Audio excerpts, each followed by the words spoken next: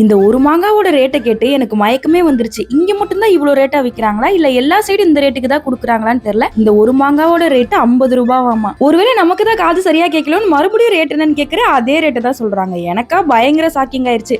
என்னடா இது மாங்காக்கு வந்த மவுசுன்னு ஊரை பக்கத்து போனா சீச்சின்னு கிடக்கும் இந்த மாங்காலாம். அப்ப தெரியாத இந்த மாங்காவோட அருமை இப்பதான் புரியுது. ஆனாலும் எங்க ஊர் பக்கத்து விளைச்சல் பண்றவங்க கிட்ட ரொம்ப கம்மி ரேட்ல கிலோ கணக்குல வாங்குறாங்க. இங்க மட்டும் எப்படி இவ்வளவு விலை வச்சு கொடுக்குறாங்கன்னு தெரியல. ஒருவேளை நான் தான் ஏமாந்து வாங்கிட்டு வந்துட்டேனோ என்னமோ தெரியல. சரி ஓகே, உங்க ஊர் சைடு என்ன ரேட்ல குடுக்குறாங்கன்னு கமெண்ட்ல ஷேர் பண்ணுங்க. இந்த ஒரு மாங்காய் இவ்வளவு ரேட்டு கொடுத்து வாங்குவோம், அதை கட் பண்ணி சாப்பிடறதுக்கே எனக்கு மனசு சுத்தமா வரல. சரி ஏதாவது ஒண்ணு பண்ணணுமேனு சொல்லிட்டு மாங்காய் சாதம் தான் ரெடி பண்ணிட்டு இருந்தேன் லஞ்சுக்கு. எப்படி செஞ்சிருந்தேன்னா, மாங்காவோட தோலை நல்லா சீவிட்டு இந்த கேரட் பீட்ரூட் துருவுற மாதிரி துருவி எடுத்துக்கிட்டேன். அதை ஆற வச்ச சாதத்துல நல்லா கிளறி விட்டுட்டேன் எல்லா சைடு வர மாதிரி. அடுத்து எப்பவும் போல எண்ணெய் விட்டு கடுகு, ஜீரகம், கடலைப்பருப்பு, வேர்க்கடலை, கருவேப்பிலை, பச்சை மிளகா, வர மிளகா, பெருங்காயத்தூள், மஞ்சள் தூள், இதுக்கு தேவையான உப்பு இது எல்லாத்தையும் தாளிச்சு கிளறின சாதத்தோட சேர்த்து நல்லா மிக்ஸ் பண்ணி விட்டுறணும். அவ்வளவுதான், சூப்பரான மாங்காய் சாதம் ரெடி.